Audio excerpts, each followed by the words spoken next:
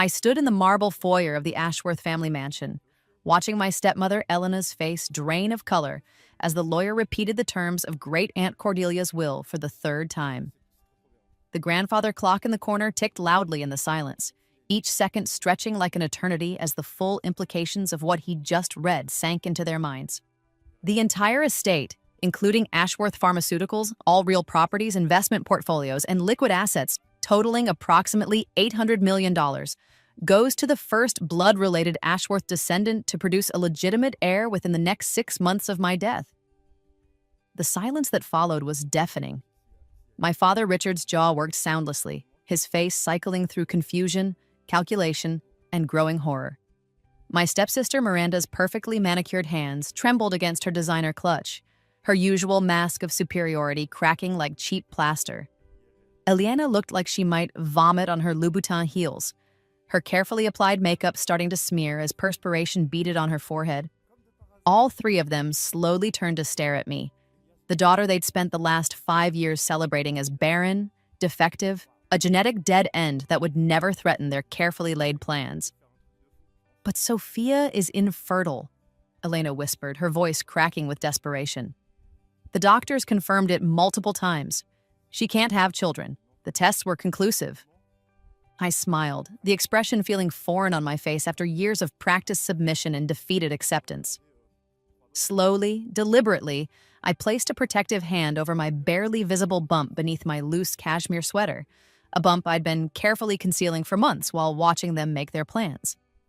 "Actually," I said, my voice calm and clear in the oppressive silence, "I'm 5 months pregnant.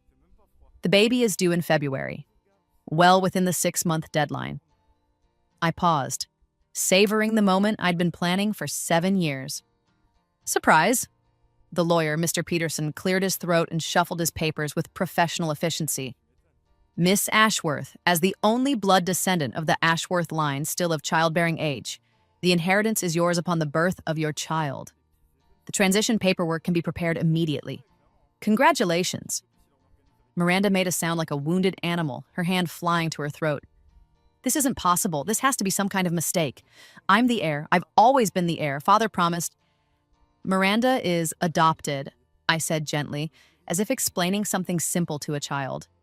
"The will specifically states blood-related Ashworth descendant. You may have taken our name, but you don't carry our DNA."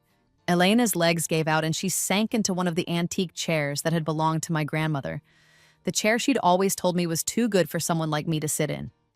Her face had gone completely white, except for 2 bright red spots on her cheeks, like a fever breaking. "Security will escort you from the premises," Mr. Peterson continued with practiced efficiency. "As of this moment, Mrs. Morrison is the legal owner of this property and all assets contained within. You have 24 hours to collect your personal belongings." "Mrs. Morrison?" Richard spoke for the first time, his voice barely a whisper. James stepped out from behind the tall oak doors where he'd been waiting, my husband of 8 months. My protector, my partner in this elaborate 7-year plan for justice. He was devastatingly handsome in his tailored suit, every inch the heir to the Morrison Hotel empire, and the sight of him still made my heart race even after all this time. "James Morrison," he introduced himself with a slight smile that had charmed socialites and business leaders across 3 continents. "Sophia's husband. We married last spring, though we kept it private until the inheritance was settled. I hope you understand." The sound Elena made was somewhere between a sob and a scream. "You planned this. You planned all of this." "For 7 years," I confirmed, feeling the baby kick as if in approval of finally revealing the truth. "Ever since you killed me the first time." The words slipped out before I could stop them, but the way their faces went from confusion to recognition to absolute terror told me they understood exactly what I meant. Even if they couldn't wrap their minds around reincarnation, they certainly remembered poisoning me in 2019. As security escorted my stunned family from what was now my house, the house where I'd been treated like an unwanted servant for a decade, I couldn't help but think how perfectly this had all worked out.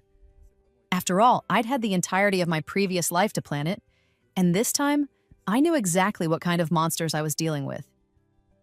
The last thing I remembered from my first life was the taste of bitter almonds and the triumphant smile on Miranda's face, as the poison burned through my veins like a liquid fire.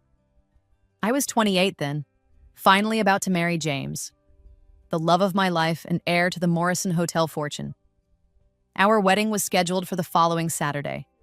It was going to be a small ceremony, just family and close friends, because I'd still been naive enough to believe that my family wanted me to be happy. I should have known better. I should have seen the signs. "You really thought we'd let you marry him?" Miranda had laughed as I collapsed in my childhood bedroom, the same room I'd been forced to give up when she moved in. The room that had been converted to storage while I was relegated to the converted maids' quarters in the basement. My body was convulsing, every nerve ending on fire, as whatever she'd put in my tea worked its way through my system. Poor little Sophia, always so naive, so trusting, always believing that people are good deep down. Her laugh was like breaking glass. "James was mine from the beginning. We've been together for 2 years. Did you really think someone like him could love someone like you?" Elena had stood in the doorway, watching with the cold satisfaction of a job well done. She was still beautiful at 55, her blonde hair perfectly styled, her makeup flawless even at midnight. She'd always taken such pride in her appearance, in the way men looked at her, in the power she wielded through her beauty and charm. "You were always the obstacle, darling," she'd said, her voice almost gentle, the way she might speak to a beloved pet being put to sleep.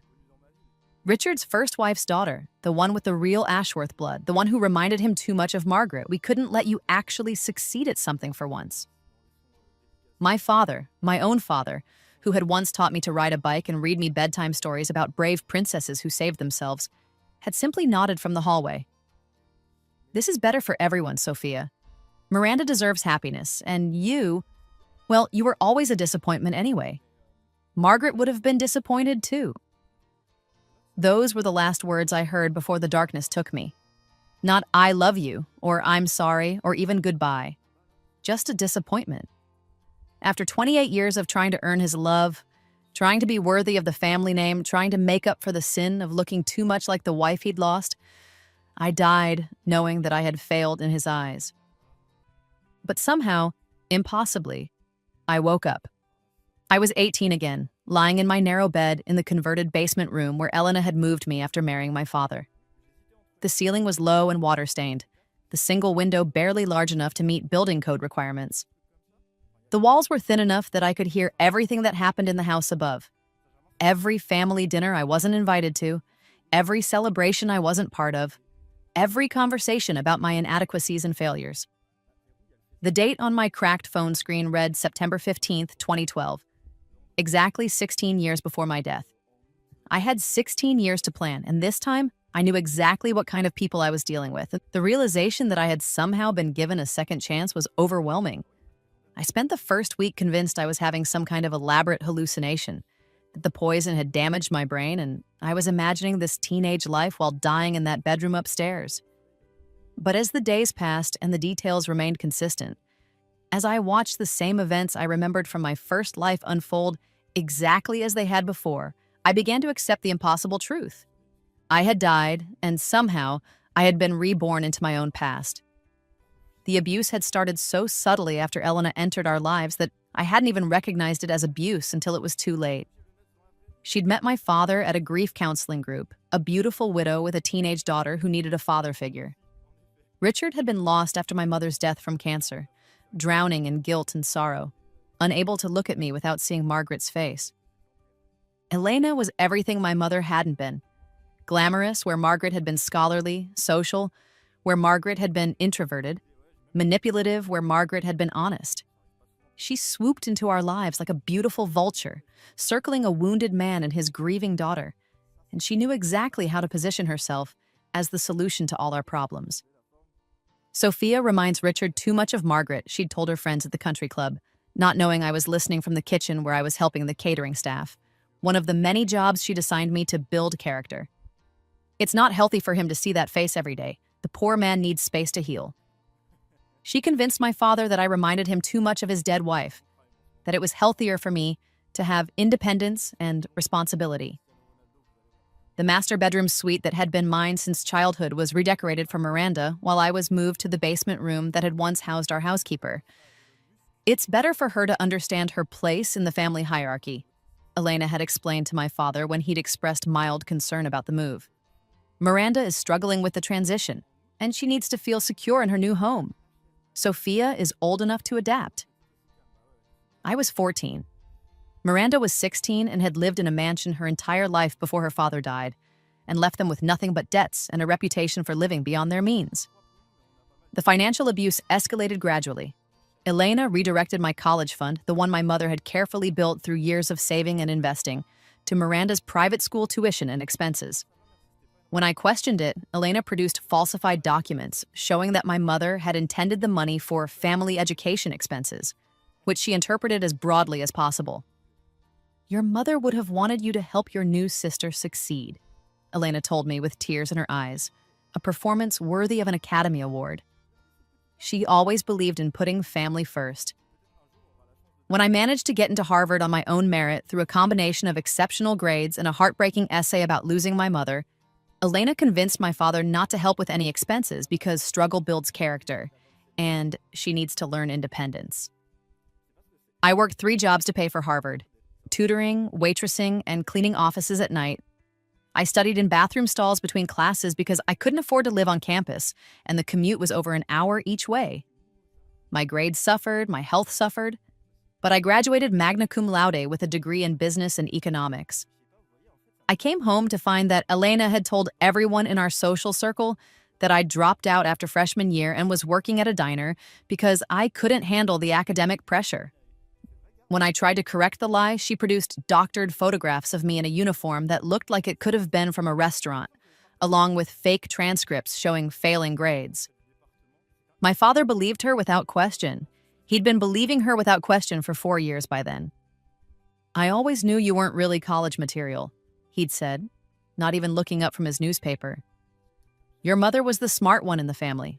You must have gotten my genes." The financial abuse escalated when I turned 21 and legally gained access to my mother's trust fund, except I discovered that Elena had somehow gained power of attorney during my father's darkest period of depression and had transferred everything to Miranda's name. "It was what Margaret would have wanted," Elena explained to the lawyer, dabbing at her eyes with a lace handkerchief. "She always said that family takes care of family, and Miranda is family now. Sophia has always been so independent, so determined to make her own way. Margaret would have wanted to help the daughter who actually needed it. The lawyer said it would take years to fight and cost more than I could afford." Elena had been careful, patient, building a paper trail that supported her version of events. She'd had my father sign documents when he was barely functional with grief and medication. She'd created a narrative of my independence and rejection of family help that made her financial abuse look like respecting my wishes. Every achievement, every relationship, every moment of happiness. They systematically destroyed it all. When I got a promotion at my first job out of college, Elena somehow convinced my boss that I'd been stealing office supplies and using company resources for personal projects. When I dated a nice man from my church, she told him that I had a history of mental illness and had been hospitalized for suicide attempts. The lies were always plausible, always mixed with just enough truth to be believable. I had been sad after my mother's death. What teenager wouldn't be? I had struggled financially, but because they'd stolen my inheritance, not because I was irresponsible. I had kept to myself socially, but because they'd systematically alienated me from anyone who might have offered support. And in my previous life, I'd been too naive, too trusting, too desperate for their love to see it for what it was. I'd kept trying to prove myself worthy, kept believing that if I just worked hard enough, achieved enough, succeeded enough, they would finally accept me as family. I'd died still believing that they were capable of love. This time would be different. The first thing I did was get to know Great Aunt Cordelia, and it changed everything. In my previous life, I'd barely known she existed. Elena had made sure of that, intercepting phone calls and hiding letters, claiming that Cordelia never really approved of your father's choice in wives, and that she thinks you're too young to understand her work. I'd accepted these explanations because I'd trusted Elena, because I'd believed that my stepmother had my best interests at heart. This time, I knew better. I found Cordelia in her private research laboratory in Boston, a sprawling complex of state-of-the-art equipment and brilliant minds working on revolutionary cancer treatments. She was 75 years old with sharp blue eyes behind wire-rimmed glasses and silver hair pulled back in a practical bun. She wore a lab coat over expensive clothes, and her office walls were covered with awards, honorary degrees, and photographs of her with world leaders and Nobel Prize winners. When I introduced myself as Margaret Ashworth's daughter, her face lit up with a joy so pure it made my chest ache with the realization of everything I'd been denied. "You look exactly like your mother," she said, tears gathering in her eyes as she stood and pulled me into a hug that smelled like expensive perfume and laboratory chemicals. "I've been trying to reach you for years. That woman your father married keeps saying you're too busy with school to talk, but I've left so many messages." I spent the next hour listening to stories about my mother that no one had ever told me. How Margaret had been Cordelia's favorite niece, the only one who understood her passion for science and healing. How they'd spent hours discussing research and dreaming about the future of medicine. How Margaret had planned to work with Cordelia after I was old enough to not need constant supervision. She was going to revolutionize pediatric oncology, Cordelia told me, showing me photographs of my mother in a lab coat, looking young and brilliant and determined. She had ideas that were decades ahead of their time. Her death was such a loss to the world, not just to your father and you. I learned that Cordelia had been trying to build a relationship with me since my mother's death, but Elena had systematically intercepted every attempt. Phone calls were never passed along, letters were thrown away, invitations to visit were declined on my behalf. "I thought you weren't interested," Cordelia admitted, looking older than her 75 years. "Elena said you blamed me for not being able to save Margaret, that you didn't want reminders of her illness. I respected what I thought were your wishes, but it broke my heart." The more time I spent with Cordelia, the more I understood what I'd lost in my previous life. She wasn't just brilliant and accomplished. She was kind, funny, and absolutely furious when I gradually revealed how Elena had been keeping us apart. "That woman has been stealing from you," she said, her voice shaking with rage after I'd carefully shared some of the financial abuse I'd suffered. "Margaret left you provided for, and that woman has systematically plundered your inheritance while poisoning your relationship with your family." More importantly, Cordelia had no heirs and had been worried about what would happen to her life's work after her death. "The company should stay in Ashworth hands," she told me over dinner in her private penthouse apartment overlooking Boston Harbor. The apartment was like something from a magazine, art from around the world, books in multiple languages, photographs documenting a life of adventure and achievement. But it needs to go to someone worthy, someone who understands what it means to help people rather than just accumulate wealth. She began teaching me about the pharmaceutical industry, about business, about the intricate web of investments and partnerships that made up her empire. I soaked up every lesson like a desperate sponge, knowing that one day I'd need to be worthy of the trust she was placing in me. Cordelia's company wasn't just profitable, it was revolutionary. They'd developed 3 breakthrough cancer treatments in the last decade, had partnerships with research hospitals around the world, and funded scholarships for promising young scientists from underserved communities. The Ashworth Foundation had built hospitals in developing countries and provided free medications to patients who couldn't afford treatment. "Money is just a tool," Cordelia explained as we walked through one of her research facilities, watching brilliant minds work on solutions that could save millions of lives. "The question is what you build with it. Your mother understood that. She wanted to heal the world." I began spending every weekend and school holiday with Cordelia, learning not just about business, but about the kind of person I wanted to become. She introduced me to world-renowned scientists, Nobel laureates, and humanitarian leaders. She showed me that wealth could be a force for good, that success meant more than just accumulating resources. Meanwhile, I played the part of the family disappointment perfectly back home. I let Elena think she was winning, that her systematic destruction of my confidence and opportunities was working. I took the abuse, the insults, the casual cruelty with the resigned acceptance they expected. When Elena sabotaged my internship opportunities by calling my potential employers and sharing concerns about my emotional stability, I pretended to be devastated. When she convinced my father that I was stealing money from his wallet, I accepted his accusations with tears and apologies. When she arranged for Miranda to get the summer job at the country club that I'd applied for, I congratulated my stepsister with what looked like genuine happiness.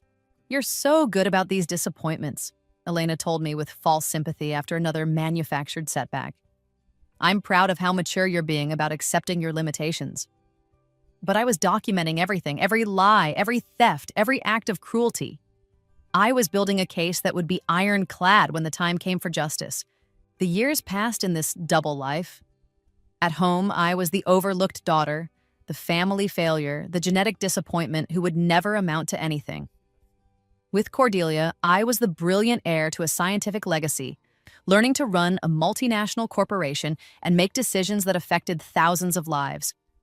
I watched Miranda bloom under the family's favoritism, becoming more spoiled and entitled by the day. She went to expensive schools where Elena bribed administrators to overlook her academic failures and behavioral problems. She took luxury vacations to Europe and Asia, while I worked part-time jobs to pay for basic necessities. She developed a cocaine habit that Elena covered up by bribing school officials and police officers. Richard spent a fortune on Miranda's every whim while continuing to treat me like a burden he was obligated to house. He bought her a brand new BMW for her 16th birthday and gave me a bus pass. He paid for her to attend private art classes and told me I couldn't afford college. He took her to business conferences and social events while leaving me home to do household chores. And through it all, I waited. I planned. I built relationships with Cordelia's business partners and learned everything I could about running a pharmaceutical empire. I studied human psychology, understanding how manipulators like Elena operated and how to turn their own tactics against them. When I turned 21, I began the most crucial phase of my plan. Meeting James Morrison again was like stepping into a beautiful dream I'd thought I'd lost forever. In my previous life, I'd met him at a charity gala when I was 25. A shy wallflower in a discount dress who couldn't believe someone like him would notice someone like me. He was devastating handsome, incredibly wealthy, and seemed genuinely interested in my opinions about literature and art. Our courtship had been a fairy tale. He was patient with my insecurities, kind about my family's obvious disapproval, and passionate about building a life together. I'd died believing he'd betrayed me, that Miranda's claims about their secret relationship were true. Only in this life did I realize that she'd been lying about that too, that James had been as devastated by my death as I'd been by the discovery of his supposed infidelity.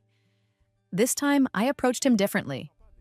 Instead of being the naive girl desperate for love, I was a confident woman with a clear vision and the resources to achieve it. I attended the same charity gala, but this time I was there as Cordelia's guest and representative, wearing a designer gown and speaking with authority about pharmaceutical research and humanitarian work. James noticed me immediately, but instead of the shy flower he'd fallen for in my previous life, he met a woman who could match him intellectually and professionally. Our conversation that night lasted for hours, covering everything from bioethics to classical music to our shared passion for travel. "You're not like anyone I've ever met," he told me as he walked me to my car, a sleek Mercedes that Cordelia had insisted I needed for business purposes. "You're brilliant and beautiful, but there's something else. You seem like you've lived more than someone your age should have." If only he knew. Our courtship this time was a meeting of equals. He took me to exclusive restaurants, and I reciprocated with invitations to Cordelia's research facilities. He introduced me to his business partners, and I shared insights about the pharmaceutical industry that impressed his investment team. He was charmed by my confidence, and I was grateful for his respect. But more than that, I was able to appreciate him in ways I'd been too insecure to manage in my previous life. James Morrison wasn't just handsome and wealthy. He was kind, intelligent, and genuinely committed to using his privilege for good. His hotels employed thousands of people and provided excellent benefits. His foundation built schools in underserved communities and funded educational programs for disadvantaged youth. "I've spent my whole life knowing that I was born lucky," he told me during one of our long conversations about responsibility and privilege. "The question is what you do with luck. Do you hoard it, or do you use it to create more luck for other people?" 6 months into our relationship, I told him about my family's abuse, everything except the reincarnation part. I explained about the financial theft, the systematic sabotage, the emotional cruelty that had defined my life since Elena entered it. James listened with growing anger and disgust, his jaw tightening as I described how they'd stolen my inheritance and poisoned my father against me. "Why haven't you exposed them?" he asked, his voice carefully controlled. "With what you've told me, you could have them arrested for fraud and embezzlement." "Because I want them to hang themselves completely," I said honestly. "Elena is smart and manipulative. If I move too early, she'll find a way to make herself the victim and me the villain. I need to wait until she's made mistakes that are impossible to explain away." That's when I told him about my plan for the inheritance, about Cordelia's growing concerns about the future of her company, about the will that was being carefully crafted to ensure justice. "You're playing a long game," he said with something that looked like admiration. "How long have you been planning this?"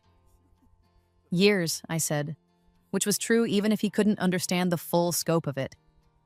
He understood the need for secrecy, for patience, for careful planning. James had seen enough wealthy families destroy each other to recognize the signs of serious dysfunction. He'd also seen enough financial abuse in his social circle to understand how difficult it was to prove and prosecute. "When the time comes," he promised me, "I'll make sure they can never hurt you again." A year into our relationship, he proposed during a quiet dinner at Cordelia's penthouse, with my beloved great-aunt as our only witness. The ring was perfect, a vintage sapphire surrounded by diamonds that had belonged to his grandmother. "I've never met anyone like you," he said as he got down on one knee in front of the fireplace where Cordelia had been reading research journals. "You're brilliant and strong, and you see the world the way it should be rather than the way it is. I want to spend my life helping you make that vision real." We married 6 months later in a small ceremony at Cordelia's estate, with only a handful of close friends as witnesses.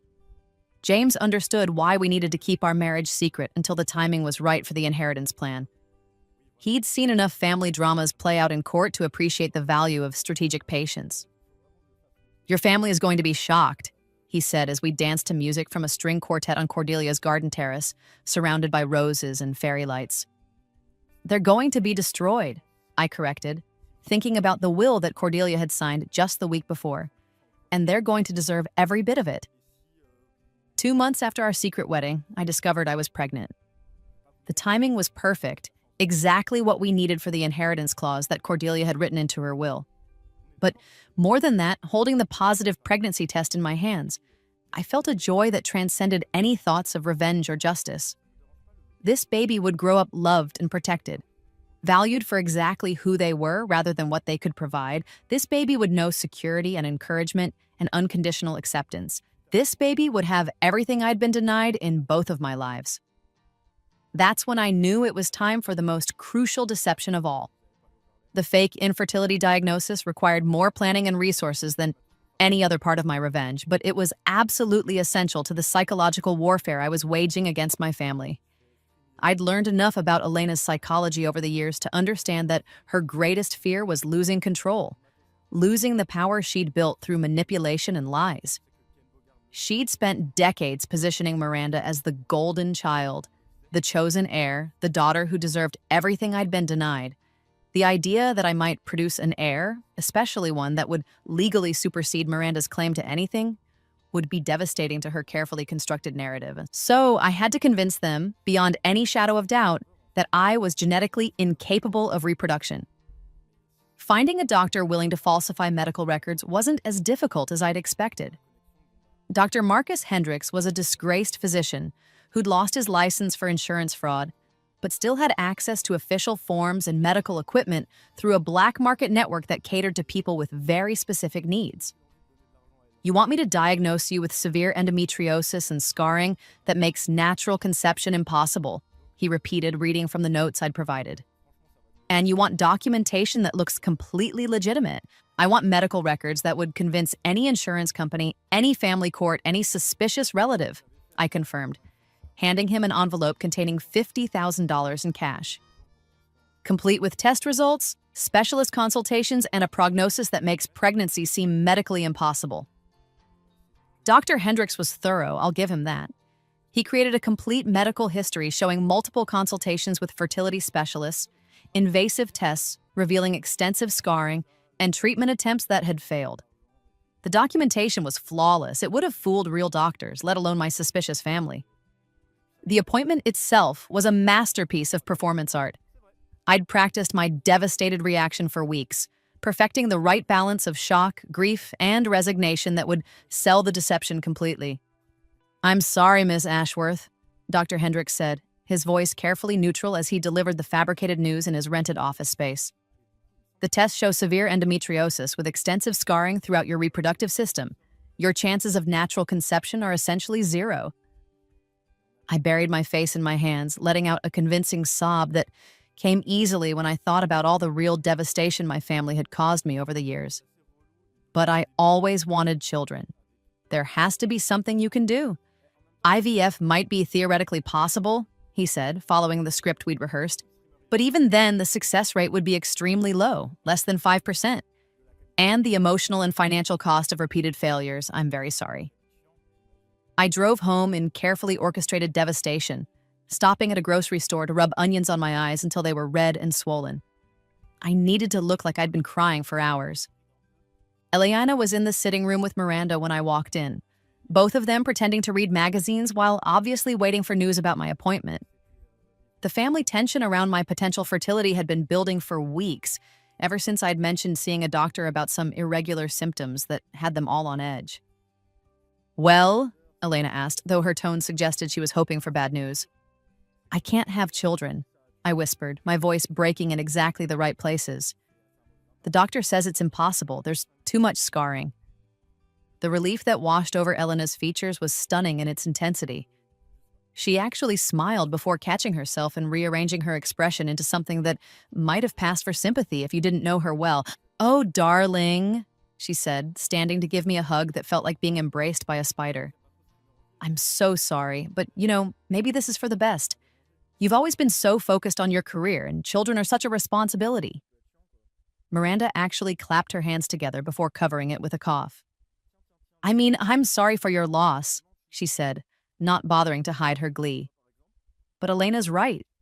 You're probably not really the maternal type anyway." My father, when he came home and heard the news, patted my shoulder awkwardly and said, "Well, that's probably for the best, Sophia. You don't exactly have the stability for motherhood. At least now we don't have to worry about you making any rash decisions." That night, I heard them celebrating in the main dining room. Elena had opened a bottle of champagne, Dom Perignon, the same brand she'd served at her wedding to my father. I crept up from my basement room and listened at the door, recording everything on my phone for future use. "Thank God," Elena was saying, her voice bright with relief and satisfaction. "Now we don't have to worry about her accidentally producing some heir that could complicate things later. Everything will go to Miranda, as it should."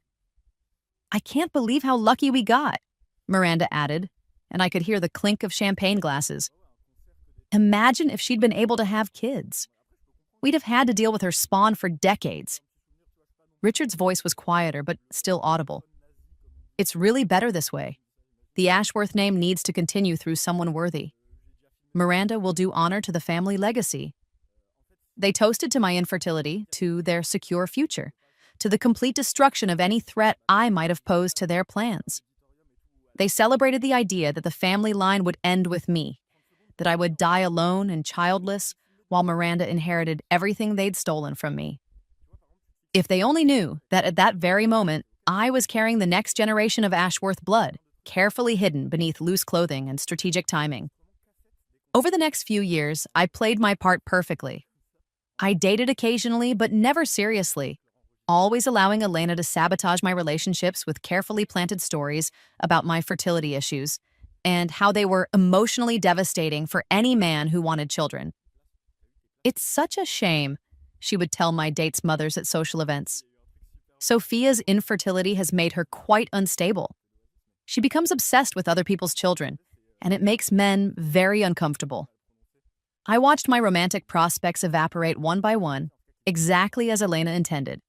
But I didn't mind.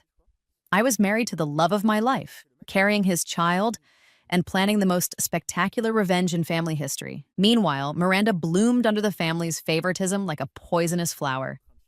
She went to expensive schools where Elena's donations ensured her academic failures were overlooked. She took luxury vacations to Europe and Asia, posting endless social media photos of herself in designer clothes and exotic locations. She developed a cocaine habit that started at prep school and escalated through college, funded by the money Elena had stolen from my inheritance. Elena covered up Miranda's addiction with the same skill she'd used to destroy my reputation.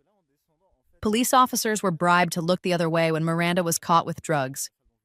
School administrators received generous donations that coincidentally preceded their decisions to give Miranda second chances rather than expulsions. Rehab facilities were paid handsomely to maintain strict confidentiality about her repeated stays. Miranda is going through a difficult phase, Elena would explain to anyone who asked about her daughter's erratic behavior. She's very sensitive, very artistic. Sometimes creative people need different outlets for their emotions. Richard spent a fortune on Miranda's every whim, while continuing to treat me like a financial burden he was obligated to support. He bought her a brand new Porsche for her 21st birthday and reminded me that I should be grateful for my bus pass. He paid for her to attend an expensive art program in Paris and told me I couldn't afford graduate school. He took her to business conferences and charity galas, while I stayed home to do household chores that Elena assigned with increasing frequency and specificity. I became the family servant in everything but name. I cooked meals that I wasn't invited to eat, cleaned rooms I wasn't allowed to use, and organized social events I wasn't welcome to attend. Elena justified this by claiming that everyone needs to contribute to the household, and that my contributions were more practical than financial, since I was clearly not career-oriented. The irony was that during this same period, I was being groomed to run an $800 million pharmaceutical empire. Cordelia continued my education in earnest, bringing me to board meetings, introducing me to key executives, and gradually shifting more responsibilities to me as her health began to decline. By the time I was 25, I was essentially functioning as her deputy, making decisions about research funding, approving new drug trials, and representing Ashworth Pharmaceuticals at international conferences. "You have your mother's mind for this work," Cordelia told me after I'd successfully negotiated a partnership with a European research consortium that would bring our cancer treatments to millions of new patients. "Margaret would be so proud of the woman you've become." I was living two completely different lives, and the contrast was staggering. At home, I was the failure daughter who couldn't even manage to get married or hold down a decent job. At Ashworth Pharmaceuticals, I was the brilliant heir apparent who was revolutionizing cancer treatment and building partnerships that would save countless lives. Elena had no idea that the daughter she dismissed as worthless was regularly making decisions that affected thousands of employees and millions of patients worldwide. She had no idea that I was being courted by heads of state, offered positions at major universities, and featured in business magazines as one of the most promising young executives in the pharmaceutical industry. The cognitive dissonance would have been amusing if it weren't so infuriating, but I endured it all, documenting every slight, every theft, every act of cruelty. I was building a case that would be absolutely ironclad when the time came for justice. More importantly, I was building the skills and relationships I would need to honor Cordelia's legacy when I inherited her empire.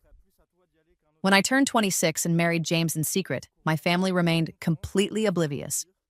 They were too busy planning Miranda's engagement to a trust fund baby whose family's money came from oil investments and defense contracting, exactly the kind of morally bankrupt wealth that appealed to Elena's sensibilities.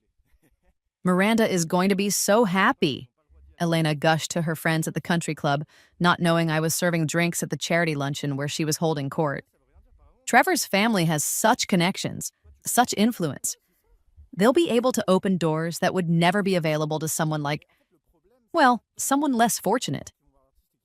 The someone less fortunate was clearly a reference to me, the daughter who was approaching 30 with no husband, no children, and no apparent prospects for either. If only they knew that I was already married to a man whose wealth dwarfed Trevor's family fortune, carrying a child who would inherit everything they'd spent decades trying to steal. When I discovered I was pregnant 8 months after our secret wedding, I spent an entire day in Cordelia's garden, just sitting among the roses and thinking about the future. This baby would grow up knowing love, security, and unconditional acceptance. this baby would never question their worth or wonder if they deserved good things. This baby would be raised by parents who understood that privilege was a responsibility, not just an advantage. "Are you ready for this?" Cordelia asked, finding me there as the sun was setting over the harbor. She was frailer than she'd been even 6 months earlier, and we both knew that her time was growing short. "I'm ready," I said, placing my hand over my still flat stomach. "This baby is going to inherit a world where justice actually exists." That's when Cordelia made the final changes to her will, adding the clause that would ensure my complete victory over the people who had destroyed my previous life and tried to destroy this one. The inheritance will go to the first blood-related Ashworth descendant to produce a legitimate heir within 6 months of my death, she dictated to her lawyer, her voice strong despite her declining health. If no such heir is produced within that time frame, the entire estate will be donated to cancer research foundations. It was perfect. Elena's family had been so confident in my infertility that they'd never even considered the possibility that I might produce an heir. They'd spent years celebrating my barrenness, toasting to their secure future, planning how to spend money that would never be theirs. 3 months later, when Cordelia passed away peacefully in her sleep with me holding her hand, the stage was set for the most spectacular family drama in recent memory. The morning of the will reading, I dressed with the care of a general preparing for the decisive battle of a long war. I chose a loose cashmere sweater in dove gray that would conceal my 5-month pregnancy bump, paired with dark slacks and low heels that wouldn't draw attention to any changes in my silhouette. My hair was pulled back in a simple chignon, and I wore the pearl earrings that had belonged to my mother, a subtle reminder of the Ashworth heritage that Elena had tried so hard to erase. James had wanted to come with me for emotional support, but we'd agreed that revealing our marriage at the same time as the pregnancy and inheritance would be too much shock for one day. Instead, he waited in the lawyer's reception area, ready to make his entrance at exactly the right moment. Elena and Miranda had dressed for a celebration. Elena wore a burgundy silk dress that probably cost more than most people's monthly salary, paired with the diamond necklace that had belonged to my grandmother, another piece of family heritage that she'd claimed as her own. Miranda was resplendent in designer everything, from her imported shoes to her professionally styled hair. They looked like they were attending a coronation, which in their minds they essentially were. My father wore his best suit, the one he'd worn to marry Elena 15 years earlier. He looked older than his 62 years, the weight of guilt and poor choices etched into the lines around his eyes. But there was anticipation there too. The expectation that finally, the right daughter would receive the recognition and resources she deserved. The lawyer's office was oppressive with its dark wood paneling and heavy furniture designed to intimidate and impress. Mr. Peterson was a distinguished man in his 70s who had been Cordelia's attorney for over 30 years. He knew the family history, understood the dynamics at play, and had been carefully briefed on what to expect from this reading.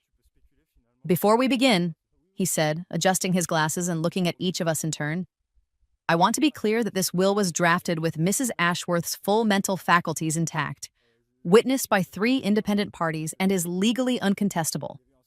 Any challenges to its provisions will result in automatic forfeiture of all benefits." Elena nodded confidently, reaching over to squeeze Miranda's hand. They'd obviously discussed the possibility of me trying to cause trouble, but they were secure in their assumption that there was nothing I could do to threaten Miranda's inheritance. "The will contains several specific bequests," Mr. Peterson continued, followed by the disposition of the main estate. "Let me begin with the smaller items." He read through a list of charitable donations: $50 million to cancer research, $20 million to educational foundations, $10 million to environmental causes. Elena fidgeted impatiently through these, clearly eager to get to the main event. "To my longtime housekeeper, Mrs. Chen, I leave my personal jewelry collection and a cash bequest of $5 million, along with my gratitude for 40 years of loyal service." Mr. Peterson looked up from the document. "Mrs. Chen is in Hong Kong visiting family, but has been notified of this bequest." Miranda's eyes narrowed slightly at the mention of $5 million going to the help, but Elena squeezed her hand and reminded her to stay focused on the bigger picture. "To my research assistant, Dr. Sarah Williams, I leave my personal library and laboratory equipment, along with a cash bequest of $10 million to continue her groundbreaking work in pediatric oncology." Now Elena was starting to look concerned about the amounts being distributed, but she clearly assumed these were just preliminary gifts before the real inheritance was announced. "And now," Mr. Peterson said, his voice taking on a more formal tone, "for the disposition of the primary estate." The room went silent. Miranda leaned forward in her chair, Elena's grip on her hand tightening until her knuckles went white. My father sat perfectly still, barely breathing. "I leave the entirety of my remaining estate, including Ashworth Pharmaceuticals, all real properties, investment portfolios, and liquid assets, totaling approximately $800 million, to the first blood-related Ashworth descendant to produce a legitimate heir within 6 months of my death." The silence that followed was so complete, I could hear the antique clock ticking on Mr. Peterson's desk. I watched Elena's face cycle through confusion, calculation, and growing horror as the implications began to sink in. "Blood-related," she repeated slowly, her voice barely a whisper. "That's correct," Mr. Peterson confirmed. "The inheritance must go to someone who shares genetic heritage with the Ashworth family line. In this case, that would be Miss Sophia Ashworth, as the only living blood descendant of childbearing age." "But she can't have children," Elena said, her voice getting stronger and more desperate. "She's infertile. Multiple doctors confirmed it. The medical records are clear." Miranda was staring at me with growing suspicion, her eyes narrowing as she studied my face for any sign that I might be hiding something. "The will does not specify that the descendant must currently have children," Mr. Peterson explained patiently. "It states that the inheritance goes to the first to produce an heir within 6 months. If no heir is produced within that time frame, the entire estate will be donated to cancer research foundations." Richard found his voice, though it came out as a croak. "But Sophia, the doctors said—" This was my moment. I stood slowly, placing both hands over my stomach in a gesture that made my 5-month pregnancy unmistakable. "Actually," I said, my voice calm and clear in the shocked silence, "I'm 5 months pregnant. The baby is due in February, well within the 6-month deadline." The explosion that followed was everything I'd hoped for and more. Elena shot to her feet like she'd been electrocuted, her face cycling through disbelief, rage, and something that looked almost like panic. "That's impossible! You can't be pregnant! The doctor said it was medically impossible!" "Dr. Hendricks said what I paid him to say," I replied calmly, enjoying the way her face went from red to white in the space of a heartbeat. "Turns out medical records can be falsified if you know the right people and have enough money." Miranda made a sound like a wounded animal, her hand flying to her throat. "You lying, scheming bitch! You planned this! You've been planning this for years." "Actually, I've been planning this for lifetimes," I said, the words slipping out before I could stop them. But the shock on their faces told me they understood exactly what I meant, even if they couldn't quite believe it. "Ever since you poisoned me the first time." The silence that followed was deafening. Elena sank back into her chair as if her legs had given out, her face completely white except for 2 bright red spots on her cheeks. "That's not possible," she whispered. "You're dead. We killed you. I watched you die." "You killed a version of me," I agreed, feeling a strange sense of peace at finally speaking the truth. But apparently the universe thought that was unfair. So, here I am, with 16 years of memories about exactly what kind of people you are. Mr. Peterson was staring at us in alarm, clearly not understanding the subtext, but recognizing confessions when he heard them. I smiled at him reassuringly. "Don't worry, Mr. Peterson. They're just upset about losing $800 million. People say strange things when they're in shock." But Mr. Peterson was a smart man who had been practicing law for over 40 years. He'd quietly pressed the record button on his phone when Elena mentioned killing me, and I could see the wheels turning in his mind as he processed what he'd just heard. "Mrs. Ashworth?" he said carefully. "Did you just confess to murdering Miss Ashworth?" Elena realized her mistake immediately, but it was too late. The words were out there, recorded, witnessed. No, that's not... She's clearly having some kind of mental breakdown," Elena stammered, looking around desperately for support. "She's always been unstable. The pregnancy hormones are obviously affecting her judgment." "Actually," said a familiar voice from the doorway, "I think her judgment is perfectly clear." James stepped into the room, looking devastatingly handsome in his tailored suit and carrying a small recording device that had obviously been running during the entire meeting. James Morrison, he introduced himself with a slight bow toward Mr. Peterson. Sophia's husband. We married 8 months ago, though we kept it private until the inheritance was settled. If Elena had looked shocked before, she now looked like she might faint. Husband? She gasped. The baby you were just threatening is my child, James continued pleasantly, his tone conversational despite the steel underneath. And I have to say, the confession of murder you just provided is going to make the criminal charges much easier to prove. Richard had gone completely gray, his hands shaking, as the full implications of what was happening finally hit him. His wife and stepdaughter had murdered his biological daughter, and somehow, impossibly, I'd come back for revenge. This is insane, Miranda said, her voice shrill with desperation. She's making all of this up. The pregnancy is probably fake, too.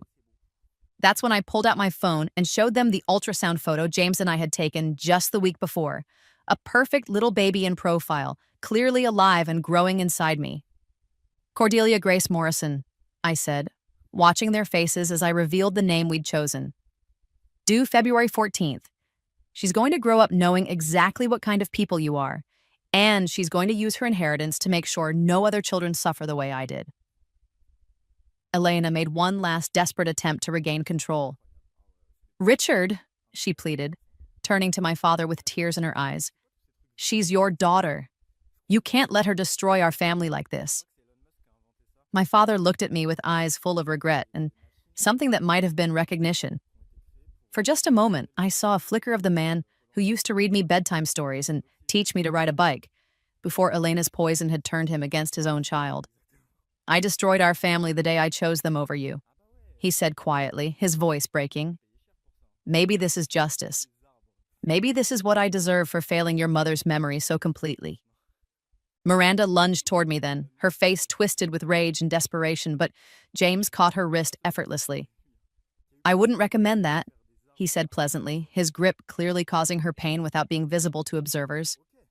Security cameras are recording, and assault charges would really complicate your already precarious legal situation. Mr. Peterson cleared his throat, clearly eager to conclude what had become a very unusual will reading.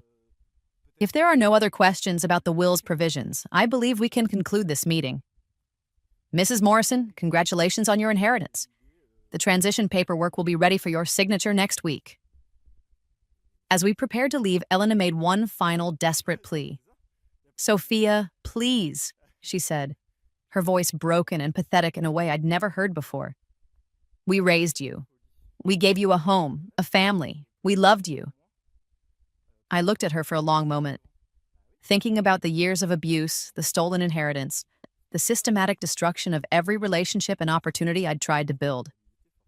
You gave me sleeping in a converted maid's room while Miranda got the master suite, I said quietly. You gave me working 3 jobs to pay for college while you spent my inheritance on Miranda's private school. You gave me watching my father choose his new family over his own daughter every single day for 16 years. I paused at the door, looking back at the 3 people who had made both of my lives a living hell. But most importantly, you gave me the motivation to become someone worthy of $800 million. So thank you for that. Elena's sobs followed us out of the building, but I felt nothing but relief. The first phase of my revenge was complete. Now came the really satisfying part, watching their carefully constructed world crumble around them, and the next 6 months were a masterclass in systematic destruction, and I found myself enjoying every moment of it with a satisfaction that probably should have concerned me more than it did. The first thing I did was hire a team of forensic accountants and criminal investigators to trace every penny Elena's family had stolen from me over the years. What they found was even worse than I'd expected. My mother's trust fund, originally worth over $3 million, had been completely drained through a series of loans to Elena's relatives and investments in businesses that had mysteriously failed within months of receiving the money. The college fund that should have paid for Harvard and graduate school had been redirected to Miranda's private school tuition, her art classes, her therapy sessions, and her multiple rehab stays. But the really damning evidence came from the credit cards and loans that had been taken out in my name while I was away at college. Elena had somehow gained access to my social security number, and had opened accounts that racked up hundreds of thousands in debt. Debt that had been destroying my credit rating for years while funding Miranda's lifestyle.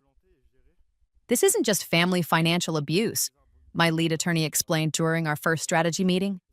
This is identity theft on a massive scale, fraud, embezzlement, and conspiracy. We're looking at federal charges that could put all three of them away for decades.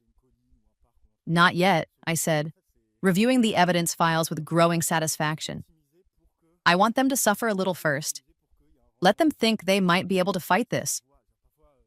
Because the beautiful thing about Elena was that she was constitutionally incapable of admitting defeat.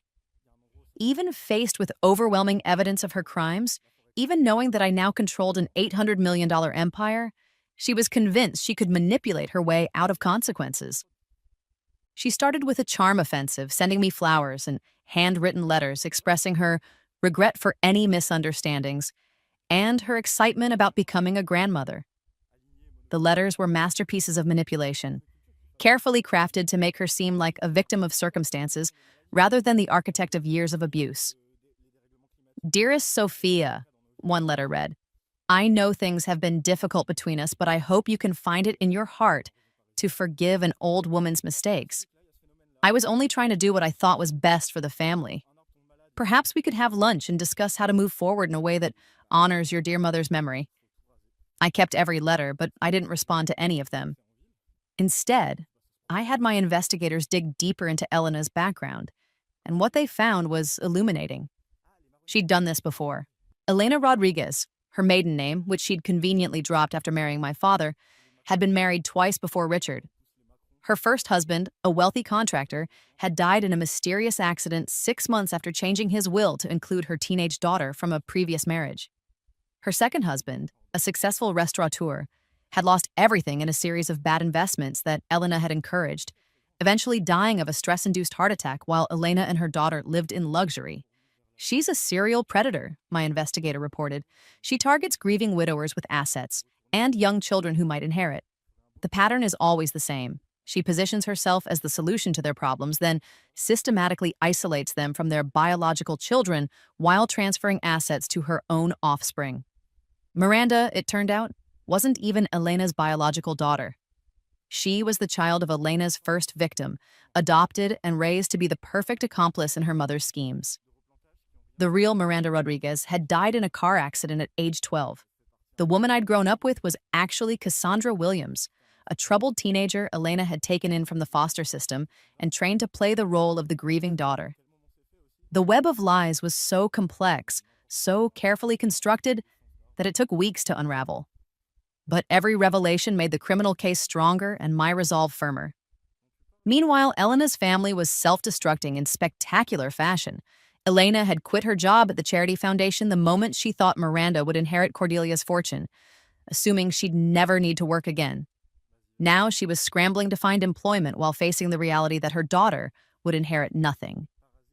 But her reputation in philanthropic circles was already damaged by whispers about her treatment of me, and potential employers were reluctant to hire someone whose family dynamics were becoming the subject of local gossip. Richard's consulting business was failing because his wealthy clients were distancing themselves from the family that had raised such a manipulative daughter. The irony wasn't lost on me that they were blaming him for my supposed deception when the real deception had been theirs all along. But Miranda, or Cassandra, as I'd started thinking of her, was having the most spectacular breakdown. Without the security of knowing she'd inherit millions, without Elena's constant validation and protection, she was falling apart in very public ways. Her social media became a constant stream of increasingly unhinged posts about how I'd stolen her inheritance through lies and manipulation. Sophia Ashworth is a liar and a fraud, one post read. She faked being infertile for years just to steal what rightfully belongs to me. She's been plotting against our family since we took her in out of charity. Now she's claiming to be pregnant just to get money that should go to the real daughter who actually deserves it. Her friends were abandoning her one by one, as the truth about our family dynamics became public knowledge. The cocaine habit that Elena had covered up for years was now impossible to hide, making her unemployable in any respectable position. The really satisfying part was watching Elena lose control of the narrative she'd spent years constructing. For the first time in decades, people were hearing my side of the story, and they were horrified by what they learned. I had no idea Sophia was being treated like that, Mrs. Whitman from the country club told a friend, not knowing I was within earshot at a charity luncheon I was attending as the new head of Ashworth Pharmaceuticals. Elena always made it sound like Sophia was difficult and ungrateful. But if even half of what's coming out is true, making her live in the basement while Miranda got the master suite? Her friend replied. Stealing her inheritance to pay for private school? I mean, I always thought Elena was a bit cold, but this is monstrous. The social ostracism was swift and brutal. Elena's invitations to exclusive events dried up overnight. Miranda found herself blocked from social media groups and excluded from gatherings she'd attended for years. Richard was quietly dropped from business organizations and charitable boards. But the real justice was yet to come. 3 months after the will reading, James's security team, which had been quietly investigating my family's criminal activities, presented their findings to the FBI. The evidence was overwhelming: financial fraud, identity theft, conspiracy, and attempted murder. The attempted murder charge was based on the recording of Elena's confession during the will reading, combined with forensic evidence from my previous life that had been preserved in police files as an unexplained death case. The arrest happened on a cold Tuesday morning in March, just 2 weeks before my daughter was due to be born. I watched from the comfort of my new penthouse apartment, the one that had belonged to Cordelia, now redecorated with a nursery that looked like something from a fairy tale. James held me as we watched the news coverage of Elena being led away in handcuffs, her perfectly styled hair disheveled, her designer clothes wrinkled from struggling against the officers. Miranda fought the arrest with typical drama, screaming about how this was all my fault, how I'd destroyed their lives out of jealousy and spite. The footage of her being dragged to a police car while hurling accusations at the news cameras would become a viral sensation within hours. Richard went quietly, his shoulders shaking with sobs that I felt nothing about. He'd made his choices 16 years ago when he decided that his new wife's happiness was more important than his daughter's well-being. That afternoon, I called Dr. Rodriguez, my real obstetrician, who had been monitoring my pregnancy with the care and attention that a woman carrying an $800 million heir deserved. "Mrs. Morrison," she said warmly when she saw my name on her caller ID. "How are you feeling? Any concerns about the baby?" "Everything's perfect," I assured her, watching James review the criminal trial schedule with our legal team. "The baby's healthy, I'm healthy, and my family just learned what happens when you try to destroy an Ashworth woman." She chuckled, having heard enough of my story during our appointments to understand the significance of the day's events. "Justice has a funny way of working itself out, doesn't it?" "Eventually," I agreed. "I'll see you next week for the final checkup." That evening, James and I sat in Cordelia's, now our, study, surrounded by the awards and photographs documenting her incredible life. I was reading through her private journals again, learning about the woman who'd become the mother figure I'd never had. In her final entry, dated just a week before her death, she'd written, "Sophia reminds me so much of Margaret at that age. Brilliant, resilient, and capable of turning pain into purpose. I know she'll use this inheritance to build something beautiful. The Ashworth legacy is safe in her hands, and I can rest knowing that justice will finally be served." "She never knew about the reincarnation," I murmured to James, feeling our daughter move restlessly inside me, as if she could sense the importance of the moment. But somehow, she understood that I deserved a second chance. James kissed my temple, his hand resting over mine on my swollen belly. "Our daughter is going to grow up in a world where she's loved and protected and valued for exactly who she is. That's the real inheritance you're giving her." Our daughter, Cordelia Grace Morrison, named for the woman who'd saved us both and due to arrive any day now. The trial began when Cordy was 3 months old, and it was everything I'd hoped for and more. Elena received 25 years for murder, fraud, identity theft, and conspiracy. The evidence was overwhelming. Not just the confession we'd recorded, but forensic evidence that had been preserved from my previous death, financial records showing the systematic theft of my inheritance, and testimony from dozens of witnesses who had seen the abuse over the years. Miranda, whose real name we learned during the trial was indeed Cassandra Williams, received 18 years for conspiracy, fraud, and accessory to murder. The revelation that She wasn't even Elena's biological daughter, but rather a foster child who had been trained to participate in these schemes, added another layer of tragedy to an already sordid story. Richard received 12 years and lost his business license permanently. His sentence was lighter because he'd cooperated with investigators once the truth came out, providing detailed testimony about Elena's manipulation and control over their household. I testified for 6 hours over 2 days, holding my 3-month-old daughter in my arms as I told the court about the systematic abuse, the stolen inheritance, and the murder that had ended my previous life. The image of me, young, successful, holding my baby while describing years of cruelty, was impossible for the jury to ignore. "Did you ever consider forgiving them?" the defense attorney asked during cross-examination, clearly hoping to make me seem vindictive. "Every day," I answered honestly, adjusting Cordy's blanket as she slept peacefully in my arms. "But forgiveness doesn't mean allowing abuse to continue.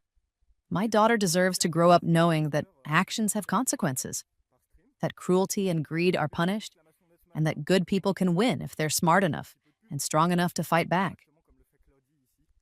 Elena screamed at me from the defendant's table when the verdict was read. "You destroyed everything! We loved you! We gave you everything!" "No," I said quietly, standing to address her directly for the last time. "You destroyed yourselves. I just made sure the world could see it."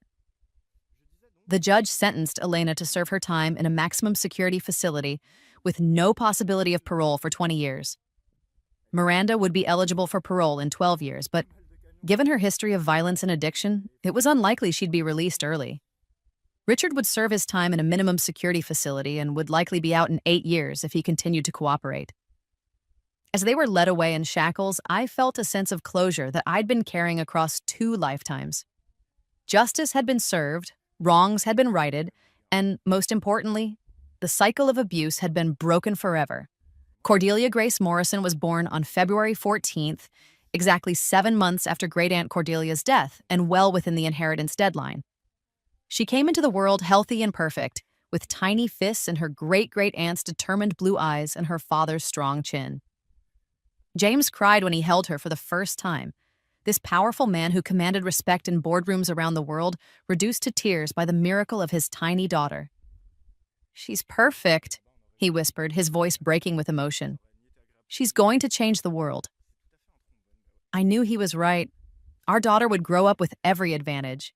Not just money, but love, support, and the knowledge that she was valued for exactly who she was.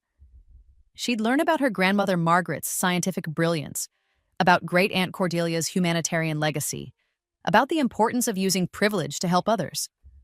But she'd also learn about justice, about standing up to bullies, about the fact that sometimes the universe gives you exactly the tools you need to fight back, if you're smart enough and strong enough to use them. 6 months after Cordy's birth, I officially took over as CEO of Ashworth Pharmaceuticals.